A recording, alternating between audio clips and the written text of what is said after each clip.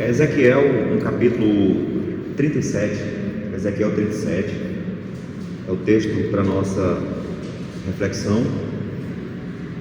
Nós vamos ler do verso 1 ao 3, e os irmãos podem deixar a Bíblia aberta aí, que a gente vai continuar nesse capítulo, né? Nós iremos ter alguns outros textos aí também. Veio sobre mim a mão do Senhor,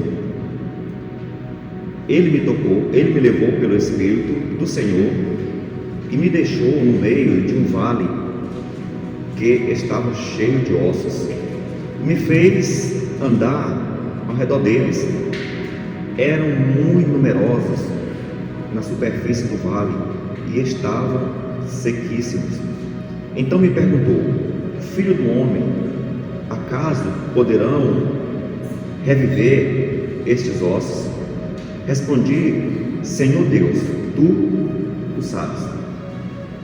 O primeiro versículo aí fala que o Senhor pegou o profeta Ezequiel e levou. Aí fala que ele foi conduzido pelo Espírito do Senhor. Eu sei que o desejo da maioria de nós é ser cheio do Espírito Santo, é ter a vida conduzida pelo Espírito Santo. Mas, irmãos, há um preço para nós ficarmos cheios do Espírito Santo. Não é por acaso. Nas reuniões das igrejas pentecostais, eles oram ali e as pessoas são cheias do Espírito. Para a pessoa ser cheia do Espírito Santo, existe um preço. Os grandes homens, os grandes pregadores, se você pegar a biografia deles e estudarem, por exemplo, Charles Spurgeon, né, foi um dos maiores pregadores aí de 1700 para cá. Se você vê a vida dele, era uma vida de dedicação a Deus, uma vida de comunhão, um homem que passava aí 6 horas com Deus, lendo a Bíblia, orando. Para ele pregar, ele lia o texto da Bíblia 50 vezes, e além disso ele carregava nas costas dores, enfermidades, doença psicológica. Então, quando ele estava no púlpito, era usado por Deus, mas a vida dele ninguém sabe, as dores que ele suportava. Nós temos também aí David Brainerd, né, que foi um dos grandes pregadores aí que evangelizou os índios nos Estados Unidos. A vida dele de pregação foi curta. Ele morreu de tuberculose no estado triste, devido a ter pego a tuberculose lá, pregando para os índios. Ele se dirigia para os matos e ali ficava horas e horas orando, clamando a Deus. E também a gente pode falar sobre aquele autor do livro O Peregrino, John Bunyan. Ele escreveu aquele livro na prisão por causa da palavra do Senhor, muitos anos preso, sem dever nada, simplesmente por causa da palavra do Senhor. Então, para nós, irmãos, nos encher do Espírito Santo, é necessário um preço muito alto, muito alto. E o primeiro passo também é reconhecermos que Deus é grande, reconhecermos que Deus é Deus e reconhecermos a nossa insignificância diante da grandeza de Deus. Isso chama-se humildade. Mas, irmãos, ali estava o profeta Ezequiel diante de uma visão, e ali você via naquele vale aqueles ossos, e aqui fala que aqueles ossos estavam sequíssimos, alguns anos que eles estavam ali naquele local. A pergunta é: o que significa aqueles ossos secos? Quando abrimos a Bíblia em Efésios 2:1, Deus diz o seguinte: Ele nos deu vida, estando nós mortos nos nossos delitos e pecados. Aquele vale de ossos seco não significa simplesmente pessoas que morreram, mas significa também pessoas que estão vivas, mas que estão mortos espiritualmente. Então, olhando para aquela multidão, você vê o quê? Um vale de ossos secos. Lucas 15:24, o filho pródigo, quando ele volta para a casa do pai, o pai fala: este meu filho estava o quê? Morto e reviveu. E tem outro texto também, Lucas 9:59, deixa primeiro sepultar o meu pai. E Jesus fala: deixe que os mortos sepultem os seus mortos. Então o que a Bíblia está aqui dizendo? Que aquele vale de ossos secos representa o quê? As pessoas que vivem no mundo sem Deus. Quando você vai pregar o Evangelho numa praça, você está pregando para um vale de ossos secos, fazendo uma conferência, um evangelismo. Você está diante de um grupo de ossos secos, quer dizer, pessoas sem Deus. E às vezes a gente até se assusta quando você olha para as coisas que as pessoas estão fazendo. Eu digo para vocês que não há necessidade de se surpreender, porque essas pessoas, elas estão mortas espiritualmente. Elas têm um impulso carnal muito forte, e elas seguem aquele impulso, e elas têm um estímulo não de Deus, porque elas rejeitam Deus, o estímulo de demônios. Então a união da carne com os demônios é a consequência do que nós estamos percebendo no mundo. Atrocidades, coisas tão terríveis que a gente não consegue nem sequer olhar, nem sequer até comentar, porque é vergonhoso e é triste. E para os irmãos terem uma ideia, aqui no livro de 2 Timóteo, no capítulo 3, versículo 1, fala o seguinte: que nos últimos dias, aí lá dá uma relação de como seriam os homens seriam maus, o homem seria amante dos prazeres, mais do que das coisas de Deus, caluniadores, blasfemos, ingratos. Espera aí, irmãos, aquele texto lá, aí você vai ver assim: tendo aparência piedosa. Você sabe a quem aquele texto se refere? Não é simplesmente as pessoas do mundo. Aquele texto se refere a cristãos, ou melhor, a pessoas que se dizem que são cristãos. A aparência piedosa também significa isso. Eles negam a fé, a eficácia da fé.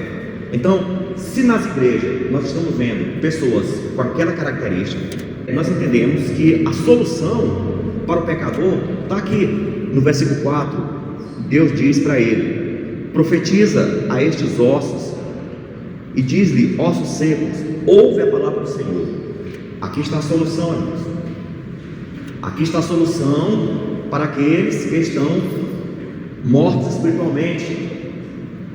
A pregação do Evangelho. Profetiza quer dizer, pregue para eles. Ossos secos ouvem a palavra do Senhor. Talvez, irmãos, nós imaginamos que a solução para o caos que está no mundo está em várias coisas. Quando você para um pouco para contextualizar os acontecimentos atuais, está muito simples, é muito fácil.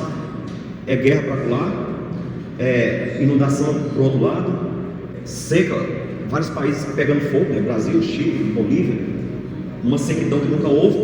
Então, quando você olha para essas coisas, qual a solução? Qual a solução para a corrupção? Infelizmente, alguns de nós ainda imaginam que a solução está no âmbito político. Por exemplo, lá nos Estados Unidos, muitos irmãos nossos, não estou nem falando de outras igrejas, irmãos adventistas, eles estão erguendo a bandeira lá para Donald Trump, que é o salvador, é o libertador, é o ungido, é o escolhido de Deus. Engraçado que é a mesma coisa que a igreja católica diz também de Donald Trump, que provavelmente será eleito. Ele diz que ele é escolhido. Irmãos, abra os olhos. Eu não estou falando aqui para ninguém, vote quem você quiser, fique tranquilo, até porque eu vou escolher um representante, quem te representa melhor, vote nele, pronto. Mas o que eu estou falando aqui é que não há esperança de mudança em homem algum.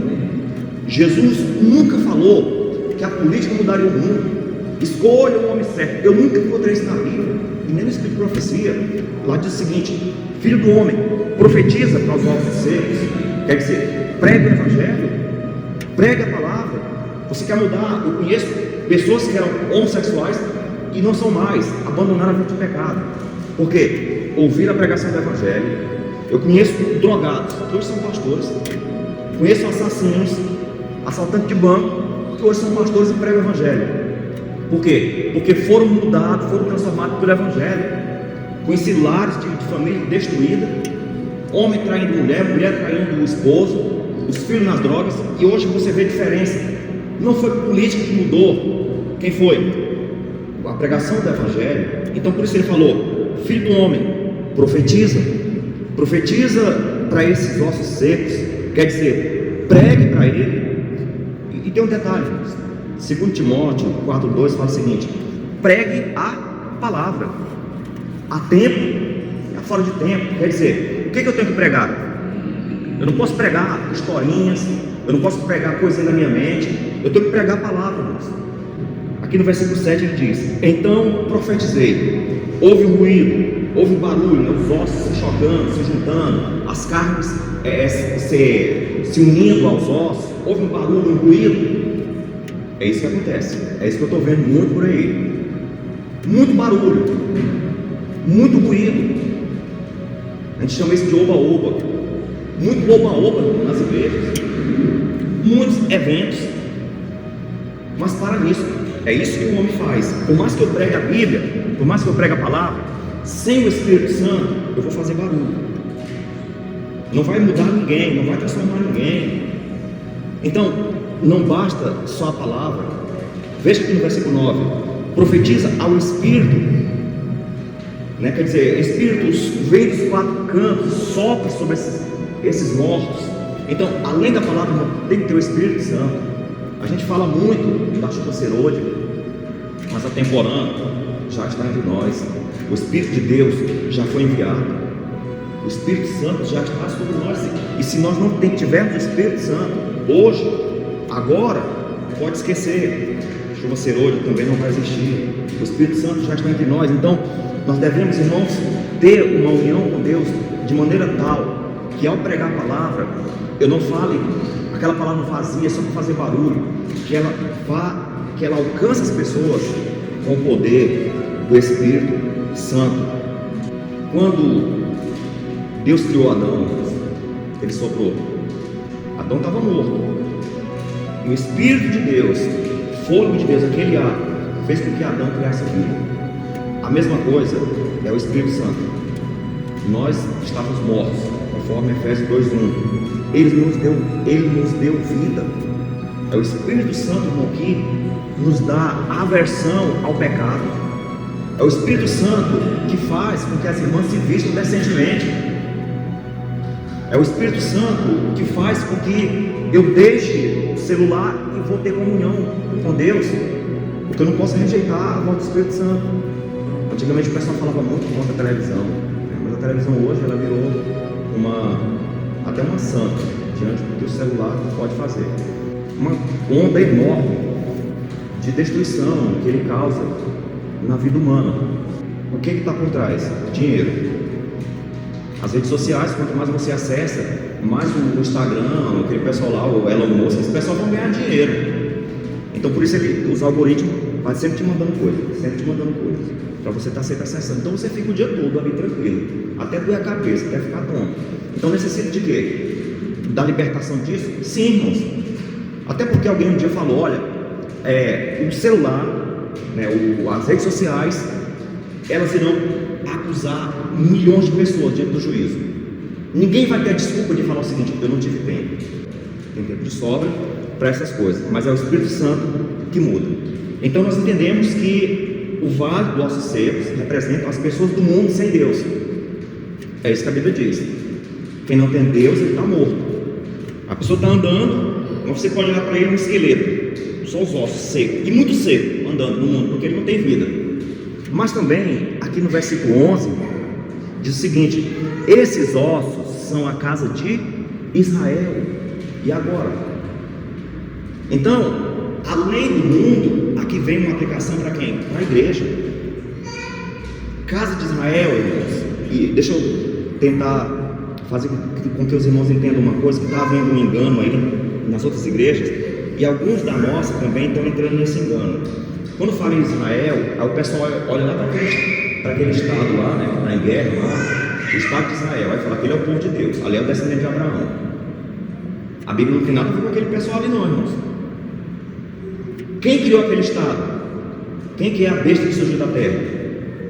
Quem é a segunda besta? Primeira besta, Martinho Lutero já falava, né? A gente sabe muito bem. E lá pelo Apocalipse 13 é o Vaticano, é aquele sistema lá.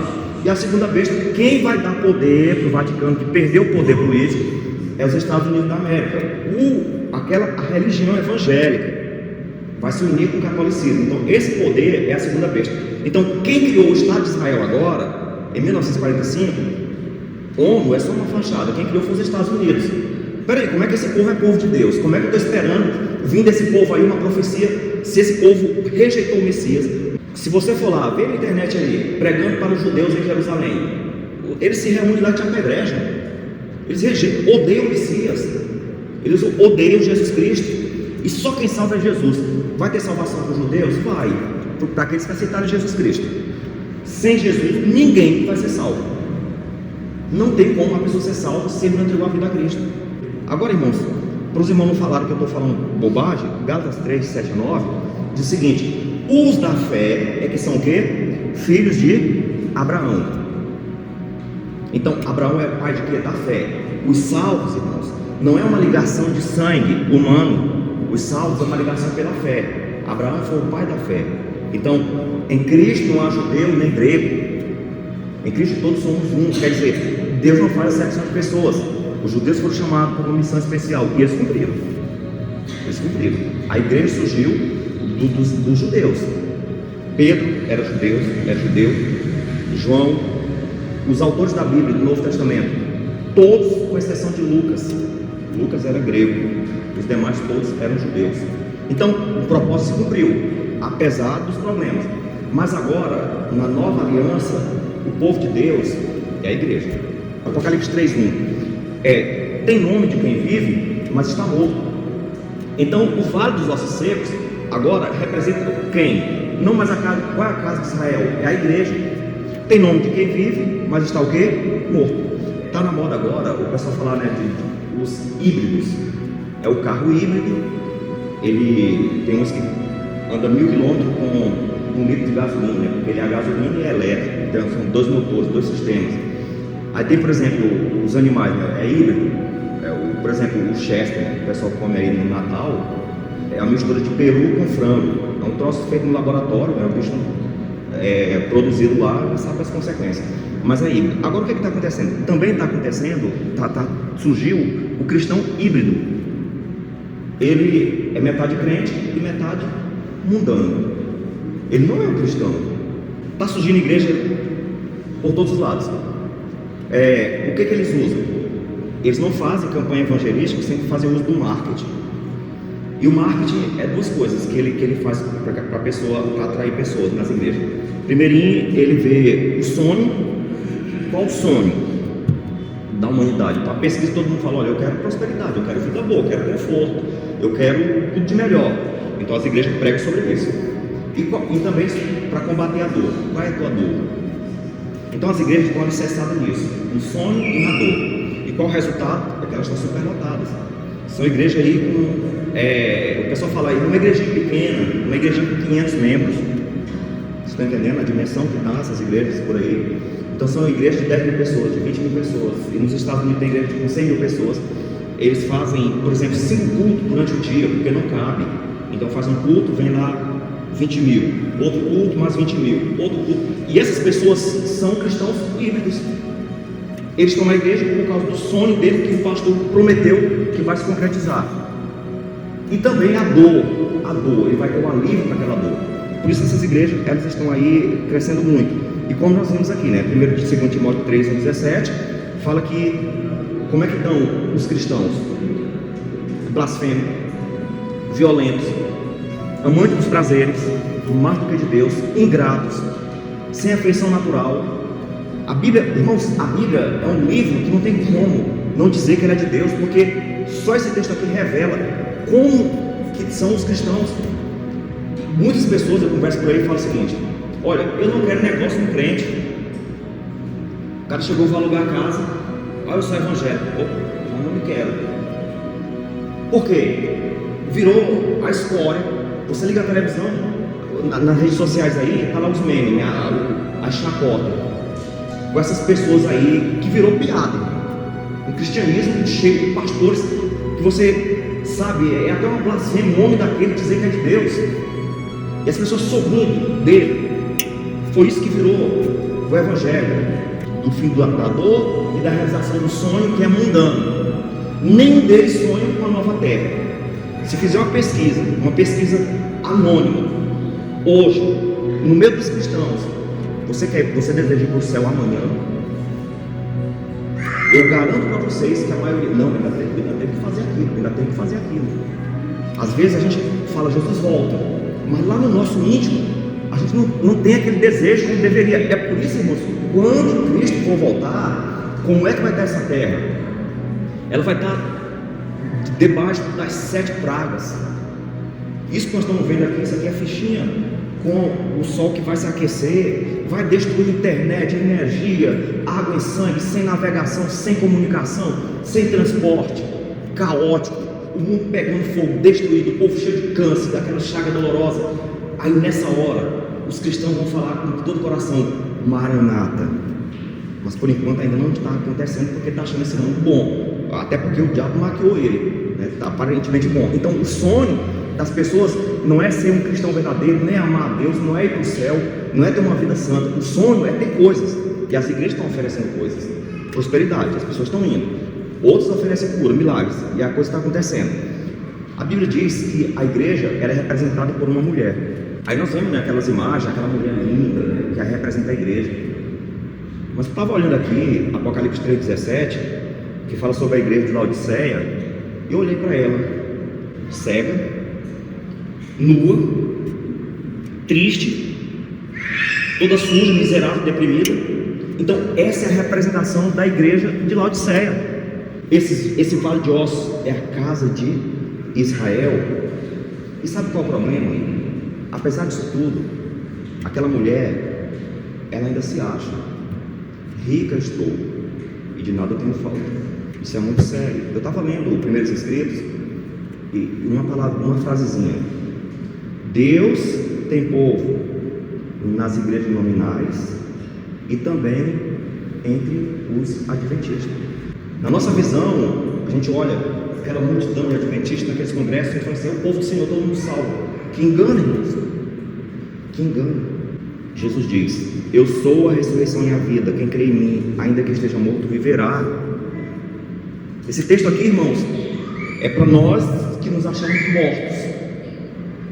Quem crê em mim, o morto não crê, eu sou a ressurreição e a vida. Quem crê em mim, ainda que esteja morto, viverá. Então Jesus é a vida. Ele pode nos dar vida, Ele pode tirar dessa morte, Ele pode fazer com que os ossos secos se encham de carne, e depois daquele corpo ali inerte, o Espírito sopra e aquele exército vive. Aquele vale de ossos secos, literalmente, sabe o que era? O exército de Israel foi derrotado. A pior humilhação para um judeu era ele não ter uma sepultura. É por isso que foram lá pegar o corpo de Saul depois que ele morreu, porque não era a coisa mais indigna do mundo. E aqui estava aquele vale de ossos secos, os soldados de Israel que morreram na guerra. Sabe por quê? Foram rebeldes contra o Senhor. Os judeus sofreram exílio. Anos 70 foram totalmente destruídos, dizimados, levados como escravos. Mataram os profetas, mataram o Cristo. Duros, rebeldes, sofreram consequências terríveis.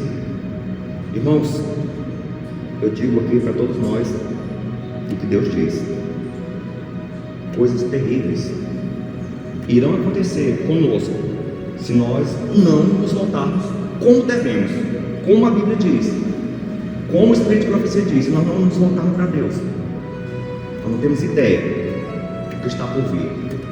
A Bíblia diz: o dragão irou contra a mulher e foi fazer guerra aos seus descendentes. Que ira é essa? Que a igreja está com o nome lá em cima, o nome é na televisão e não sei aonde.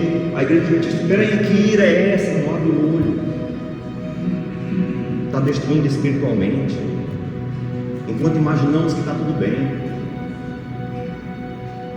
Salmo 39, 3: esbraseou no meu peito o coração enquanto eu meditava, acendeu fogo, né, no meu coração.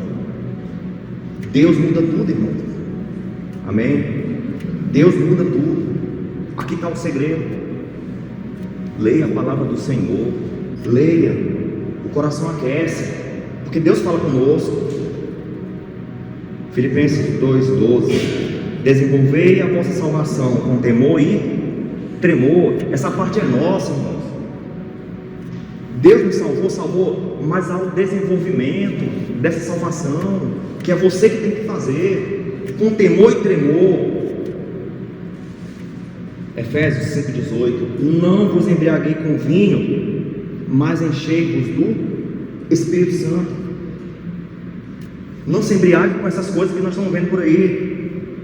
Eu acho interessante, Mateus 24 fala que quando não estiverem apercebidos, o Senhor virá. Veja que texto forte.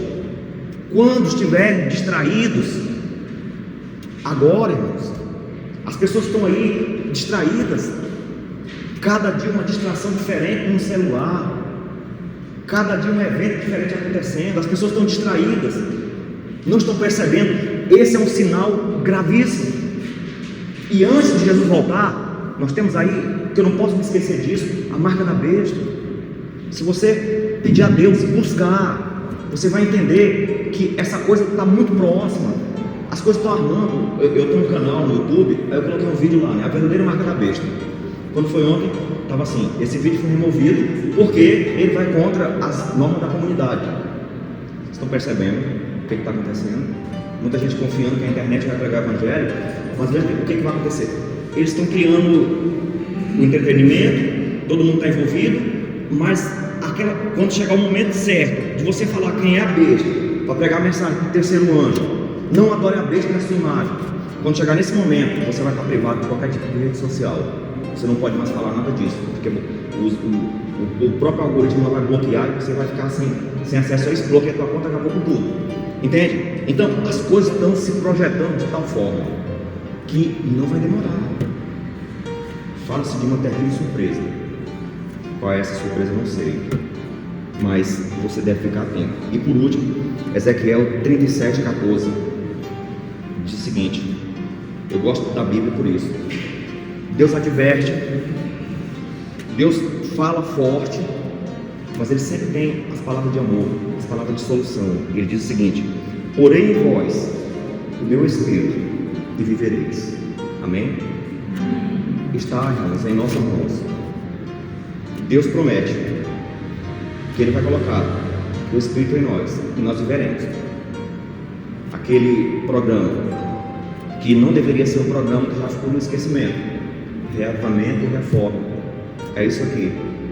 O Espírito Santo em nossas vidas, a nossa vida muda, nos tornamos cristãos verdadeiros, irmãos. Não aquele de 2 Timóteo capítulo 3, 1-17, não aquele tipo de cristão, mas cristão genuíno, que representa Jesus, cristão que o rosto de Cristo resplandece nele, pessoas que são cristãos que amam, porque o discípulo é conhecido, como a Bíblia diz, se tiver amor uns pelos outros. O Senhor, irmãos, que Ele abençoe todos nós e que a gente, de fato, faça o que está escrito, desenvolver a nossa salvação, nos encher do Espírito Santo. É isso, madrugada com Deus, momento com Deus, tempo de oração, tempo de jejum, tempo de leitura da Bíblia, tempo de ler o Espírito de profecia para não ficar nas trevas. Que Ele nos abençoe. Amém.